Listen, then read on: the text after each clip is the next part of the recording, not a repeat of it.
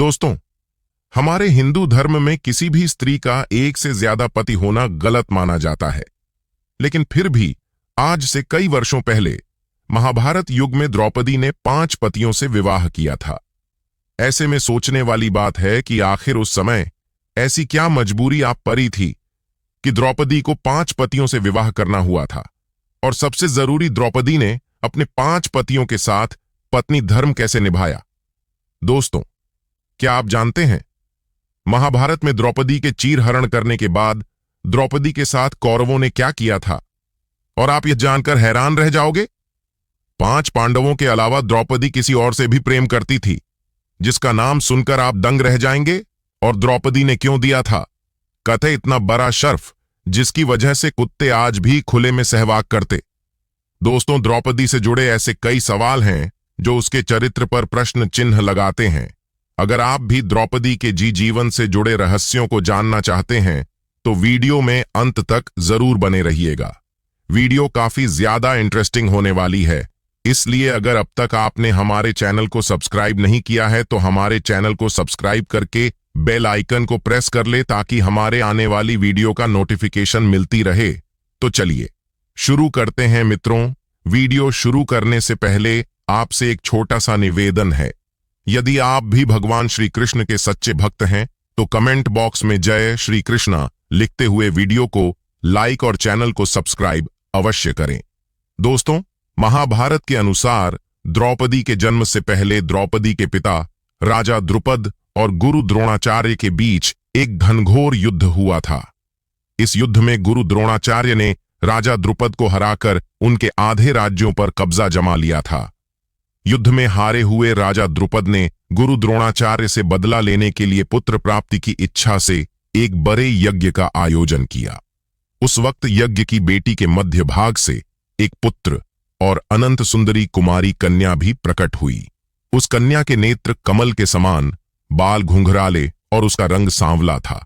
ब्राह्मणों ने जब उस दिव्य कन्या को देखा तो उन्होंने कहा, यह कन्या रूपवान होने के साथ साथ कृष्ण की है, इसलिए उसका नाम कृष्ण होगा। दोस्तों, द्रौपदी इसलिए भी द्रौपदी कहलाई क्योंकि उसका जन्म राजा द्रुपद की पुत्री के रूप में हुआ था। दोस्तों, राजा द्रुपद के मन में द्रोणाचार्य के प्रति जबरदस्त नफरत की भावना थी और अपनी इन्हीं नफरत के भाव को उन्होंने द्रौपदी के मन में भी बचपन से कूट कूट कर भर दिया था। द्रौपदी भी राजा द्रौपदी तरह बदले की आग में जल रही थी और मन ही मन ऐसी तरकीबें सोचती रहती जिससे वह अपने पिता के अपमान का बदला द्रोणाचार्य से ले सके। लेकिन द्रोणाचार्य हस्तिनापुर राज्य के संरक्षण में थे। द्रोणाचार्य को नीचा दिखाने के लिए द्रौपदी, इसलिए जब द्रौपदी विवाह के योग्य हुई तो राजा द्रौपदी के स्वयंवर का आयोजन किया। हालांकि कृष्ण जानते थे कि धर्म की स्थापना के लिए द्रौपदी का विवाह अर्जुन से होना जरूरी है, इसलिए द्रौपदी के स्वयंवर के पहले से ही वह राजा द्रौपदी की भगवान कृष्ण से काफी अच्छी मित्रता हो गई थी। यहां तक कि द्रौपदी ने भगवान कृष्ण से विवाह करने की इच्छा भी जाहिर की थी, जिस पर श्री कृष्ण ने यह कहते हुए मना कर दिया था कि वह सिर्फ ऐसी स्त्री से ही विवाह करेंगे जो उनके लक्ष्य के प्रति पूरी तरह समर्पित होगी, यानी धर्म की स्थापना के कार्य में उनका पूरी तरह से साथ देगी। उस स्त्री की कोई भी सैन्य या राजनीतिक मंशा नहीं होनी चाहिए। कहते हैं, उस वक्त भगवान श्री कृष्ण ने द्रौपदी को खुश करने के लिए यह भी कहा था कि तुम एक महान स्त्री हो, तुम्हारे जैसी महान स्त्री के मैं योग्य नहीं हूं। दोस्तों, जब द्रौपदी के स्वयंवर का आयोजन हुआ तो उस वक्त 5 पांडव युधिष्ठिर, भीम, अर्जुन, नकुल और सहदेव ब्राह्मण वेश में वनवास काट रहे थे। वे अपनी मां के साथ एक गरीब कुम्हार के घर में रह रहे थे और भिक्षा न पर ही जीवित थे। जिस दिन द्रौपदी का स्वयंवर था उस दिन भी 5 पांडव ब्राह्मण के वेश में भिक्षा मांगने के लिए निकले हुए थे। तभी उन्हें कहीं द्रौपदी के स्वयंवर का पता चला। तब अर्जुन ने अपने भाइयों से स्वयंवर में भाग लेने की इच्छा जताई, जिसके बाद 5 पांडव ब्राह्मण के वेश में ही स्वयंवर में पहुंच गए। यहां स्वयंवर की शर्त के अनुसार जो भी धनुर्धर ऊपर घूमती हुई मछली की परछाई को नीचे पानी में देखकर उसकी आंख को भेज देगा, उसी के गले में माला डालकर द्रौपदी उससे विवाह करें।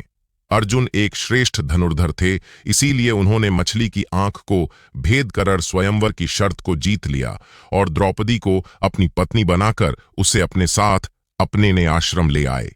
अब यहां आप में से बहुतों के मन में यह सवाल आ रहा होगा कि जब स्वयंवर में द्रौपदी को अर्जुन ने जीता था और द्रौपदी का विवाह अर्जुन से हुआ था, तो फिर वह पांडवों की पत्नी कैसे बनी दोस्तों? दरअसल हुआ क्योंकि जब अर्जुन सहित बाकी पांडव द्रौपदी को लेकर आश्रम लौटे तो उस वक्त कुंती खाना बना रही थी। अर्जुन ने दरवाजे पर ही खड़े कुंती से कहा, मां देखो हम क्या लाए। तब कुंती ने बिना देखे ही यह कह दिया, जो भी लाए हो पांचों भाई आपस में बांट लो। यहां कुंती की भी गलती नहीं थी, क्योंकि रोजाना पांडव को दिन भर भिक्षा करके जो कुछ भी मिलता उसे वह अपनी मां कुंती के सामने लाकर रख देते थे, जिसे कुंती सभी में बराबर बांट देती थी। इसलिए हर रोज की तरह जब उस दिन भी अर्जुन द्रौपदी को लेकर आए और उन्होंने अपनी मां से कहा कि देखो मां, आज हम लोग आपके लिए क्या लाए, तो उस दौरान कुंती घर के काम में व्यस्त थी। इसलिए उन्होंने बिना देखे ही यह कह दिया कि जो भी लाए हो उसे पांचों भाई आपस में बराबर बांट लो। हालांकि अपनी मां की यह बात सुनकर सभी पांचों भाई संकेत में आ गए और जब कुंती ने भी एकदम शांति महसूस की तो उसने पीछे मुड़कर देखा तो उससे भूल हो गया था। उन्होंने अपने पुत्र युधिष्ठिर से कहा, इसका कोई ऐसा उपाय निकालो जिससे द्रौपदी का कोई भी अनर्थ ना हो और मेरे मुंह से निकली बात झूठी ना हो। हालांकि जब इसका हल युधिष्ठिर भी ना निकल पाए, तब पांडव अपनी मां की बात का मान रखते हुए द्रौपदी से विवाह करने के लिए तैयार हो गए। लेकिन जब इस बात का पता राजा द्रौपदी परेशान हो गए। राजा द्रौपदी चिंता को दूर करने के लिए महर्षि व्यास ने राजा द्रुपद को द्रौपदी के पूर्व जन्म की कहानी बताई। महर्षि व्यास ने बताया कि द्रौपदी अपने पूर्व जन्म में एक आर्ष कन्या थी। वह रूपवती होने के साथ साथ गुणवती और सदाचार भी थी, लेकिन पूर्व जन्म के कुछ कर्मों के कारण द्रौपदी का विवाह नहीं हो पा रहा था। इसीलिए द्रौपदी ने भगवान शिव की घोर तपस्या की और इस तपस्या से प्रसन्न होकर शिवजी ने द्रौपदी को मनचाहा व मांगने के लिए कहा। तब द्रौपदी ने सोचा कि वरदान से उसकी सभी इच्छाएं पूरी नहीं होंगी, इसलिए उसने घूमा फिराक महादेव से वरदान मांगा। द्रौपदी ने महादेव से कहा, हे प्रभु, मेरा विवाह किसी ऐसे व्यक्ति से हो जो धर्म का सबसे बड़ा झाता हो, जो सबसे अधिक बलवान हो, जो किसी विद्या में कौशल हो, जिसे नक्षत्रों का ज्ञान हो और जो सबसे अधिक सुंदर हो। द्रौपदी ने चालाकी दिखाते हुए यहां 5 वरदान को एक वरदान बनाकर मांगा। हालांकि महादेव द्रौपदी के मन की बात को समझ गए थे, लेकिन उन्होंने द्रौपदी को पहले ही मनचाहा वरदान देने का वचन दे दिया था। इसलिए महादेव ने द्रौपदी से कहा कि तेरी चालाक को मैं भली भांति समझ चुका हूं, इसीलिए अब तुझे अगले जन्म में 1 नहीं 5 पति मिलेंगे। यह सुनकर द्रौपदी चिंतित हो जाती है और महादेव से प्रार्थना करती हैं कि हे प्रभु, मैं आपकी कृपा से केवल 1 ही पति चाहती हूं। इस पर शिवजी ने कहा, मेरा वरदान व्यर्थ नहीं जा सकता, इसीलिए तुझे 5 पति प्राप्त होंगे। भगवान शिव के वरदान स्वरूप द्रौपदी को इस जन्म में 5 पति प्राप्त हुए हैं। दोस्तों, इस कहानी को सुनने के बाद राजा द्रौपदी बेटी द्रौपदी का विवाह 5 पांडवों के साथ करने को राजी हो जाते हैं। हालांकि द्रौपदी अभी भी 5 पांडवों से विवाह करने को तैयार नहीं थी, लेकिन फिर द्रौपदी इस शर्त के साथ तैयार हो गई कि 5 पांडव भाई आगे जाकर जिस किसी से भी विवाह कर सकते हैं, लेकिन रानी का स्थान केवल द्रौपदी को ही मिलेगा। कहा जाता है कि द्रौपदी के इस शर्त को मानने के लिए पांडव तैयार हो गए थे, जिसके बाद सबसे पहले द्रौपदी का विवाह सबसे बड़े भाई युधिष्ठिर के साथ किया गया और उस रात द्रौपदी ने युधिष्ठिर के साथ अपना पत्नी धर्म निभाया। उसके अगले दिन द्रौपदी का विवाह भीम के साथ हुआ। द्रौपदी ने भीम के साथ अपना पत्नी धर्म निभाया। इस तरह द्रौपदी की शादी बाकी भाइयों से भी की गई और सभी के साथ उसने अपना पत्नी धर्म निभाया।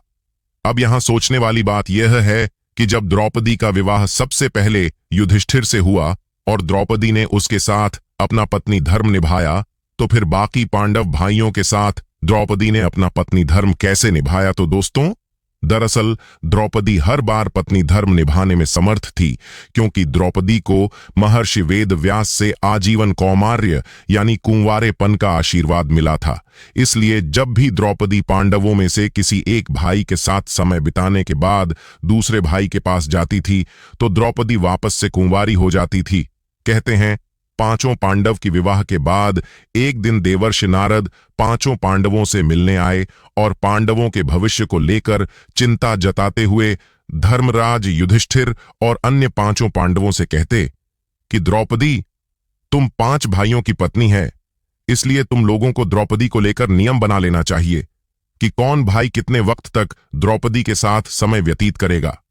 नारद मुनि की यह बात सुनकर राज युधिष्ठिर नारद मनीषा से कहते हैं कि हे प्रभु, हम 5 भाइयों में आज तक कभी भी द्रौपदी को लेकर कोई मनमुटाव नहीं हुआ और फिर मुझे पूरी उम्मीद है कि भविष्य में भी हमारे बीच ऐसा कुछ नहीं होगा।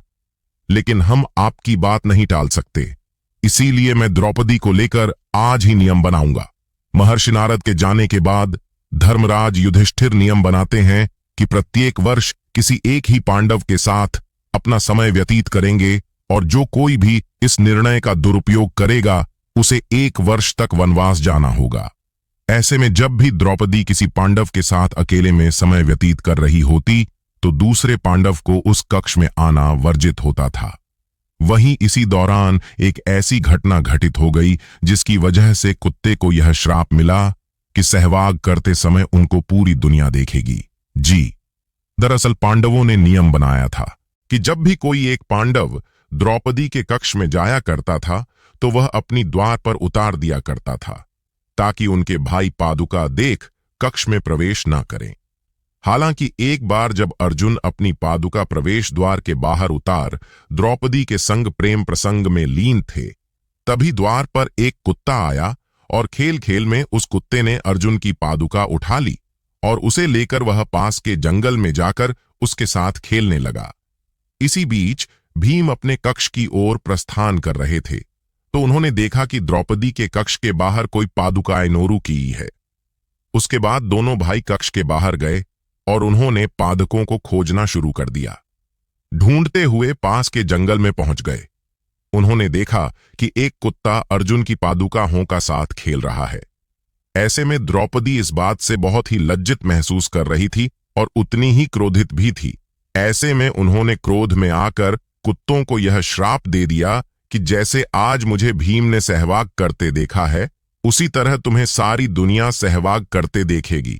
बस यही श्राप के चलते को खुले में सहवाग करते हैं। दोस्तों, ऐसा भी बताया जाता है कि स्वर्ग यात्रा के दौरान जब खाई में गिरकर द्रौपदी की मृत्यु हो गई थी तब भीम ने अपने बड़े भाई युधिष्ठिर से यह पूछा था कि द्रौपदी ने अपने जीवन में कभी कोई पाप नहीं किया, फिर वह हमारे साथ स्वर्ग क्यों नहीं जा सकी?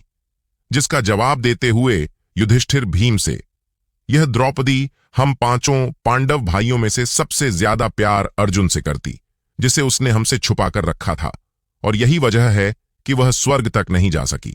परंतु दोस्तों, बताया यह भी जाता है कि द्रौपदी ने कर्ण के प्रेम का रहस्य भी छुपाया था।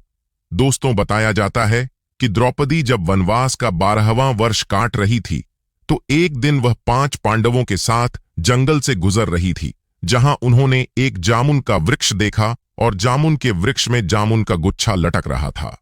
जामुन के गुच्छे को देखते ही द्रौपदी ने उसे तोड़ दिया।